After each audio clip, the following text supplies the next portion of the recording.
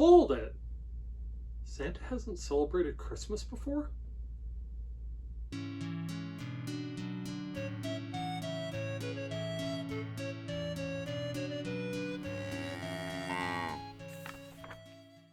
Hi everyone, I'm Jacob. I'm the CowHatLibrarian, and I was excited for this one. If you've watched other videos on this channel, you'll know that I'm a fan of Mac Barnett, particularly when he and John Clausen worked together. Well, this book is one that Mac Barnett worked with someone else on, Sydney Smith, and it's a Christmas-themed one, and it is Santa's First Christmas. Now, I placed a hold on it because I love Mac Barnett's work, and it's that time of year to start thinking about Christmas books. And I have to say, I was not disappointed. The short version is that this is a lot of fun, and I recommend it. As the story starts,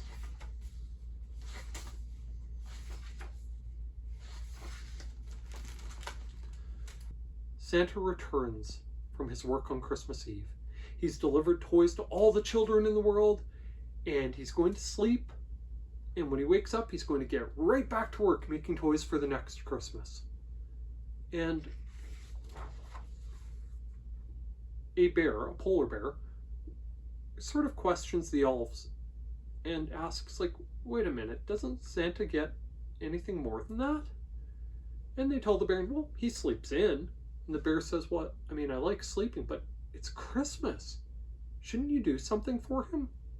And the elves agree that it's a good idea. So they bring Santa breakfast, donuts, not cookies,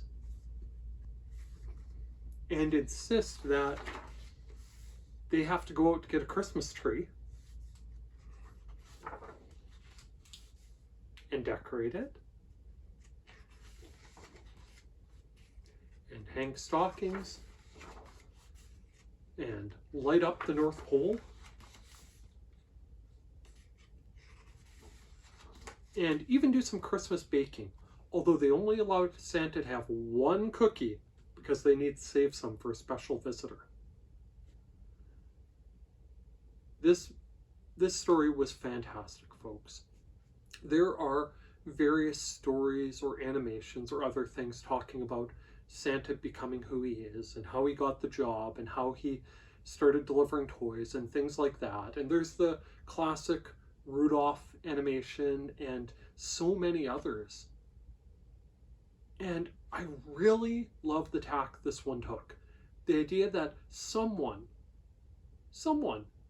should be giving Santa the type of Christmas that he gives to so many other people. That he shouldn't have to go back to work on Christmas Day. That he should get presents and Christmas dinner and cookies and a tree and so on. And it's a delightful story. I think it's a really, really nice introduction to kids to tell them that they should be a part of making Christmas happen for other people too. I know from when I was a kid, and I see it in other kids too, that it's so easy to be swept up in there are toys and games and baking and other stuff, and there's not a lot of thought into who puts the work in to make it happen. I know I certainly didn't think about all the work my parents put in to make Christmas happen until I was quite a bit older, and I'm certain my kids don't think about the work my wife and I put in to make Christmas happen. This book would serve as a really nice introduction that maybe they can play a part in it. Maybe they can do something to make it a little bit easier, to make the holidays special for the other people in their lives who are busy making it special for everyone else. And it's a really, really nice thought. And if Santa needs that, why don't other people? I like it. I like it a lot. So beyond the text, and I've commented before that Barnett is a talented writer, the illustrations are wonderful. Now, one or two of them, the elves' noses get pretty pointy, but others are genuinely gorgeous. I love this particular illustration of Santa reading to the elves and the fire's glow cast over all of them and the decorations and lights in the background and the snow falling. It's just so picturesque, and makes it very, very easy to imagine what the feel in that room is that Christmas night. It's wonderful. There are a few others that I absolutely loved as well. The opening illustration on the title page of Santa taking his sleigh home in the early sunrise on Christmas morning is, again, just a beautiful, beautiful illustration. Or when the North Pole is lit up with its Christmas lights. There's not a lot there. There's not a ton of detail in this image, but it just jumps right off the page at how amazingly transformed this place is by the addition of the Christmas lights, and how amazing it must be for Santa to see that at his home. I like it a lot. I also quite enjoyed the fact that Santa falls prey to the classic Christmas vacation trope of picking out a tree that his helpers think is too big, and they have a heck of a time getting into his house. And I love that. There's a reason why that's a classic thing that takes place from Christmas Vacation to The Office and its Christmas episodes to this. It's always funny. It's even funnier when Santa doesn't know what he's doing. I like this a lot. I highly recommend it. I think the kids in your life, either your children or your students or the kids coming to story time, if you're doing a Christmas themed one, will love it too. It is a really, really fun way to explain how Santa celebrates Christmas.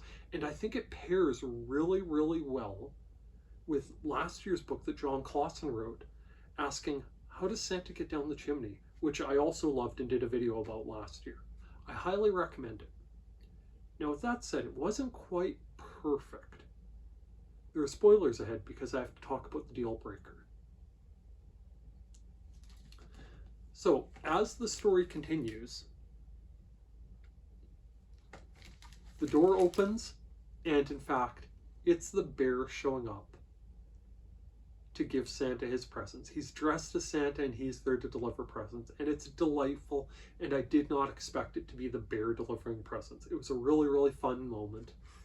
And he gives Santa his presents, and every single one of the elves and the bear gave Santa a fishing rod. He has 5 fishing rods, and it's a funny visual, and it's a funny joke about people who inadvertently get the same gift from multiple people, but the rest of the book establishes that Santa works all the time. He goes back to work on Christmas morning after sleeping in, and when in the world does Santa have time to go fishing, much less with 5 rods? Okay, that was a silly deal breaker, and I had to nitpick to get anything in. The reality is, this has the potential to be a new Christmas classic. I highly recommend it. Go borrow it from your public library and share it with the children in your life if they and you celebrate Christmas. Now, on that note about libraries, if you use and appreciate the services offered by your public library, why not take just 1 minute and tell the powers that be exactly that? Tell your mayor, tell a council member, tell your MP or MLA that you use and appreciate the services offered by your public library. We're at a time where some public libraries are having trouble finding sustainable funding to continue improving the materials, programs, and services they offer, and a few good words in the right ears might make a world of difference. If by some chance you're a library staff member, don't forget, watching my videos counts as professional development time. With that, thank you for letting me unwrap this book for you. By all means, please like, please subscribe, and please check back and see what else I have to talk about from the Cow Hat Library. Thank you. Bye now.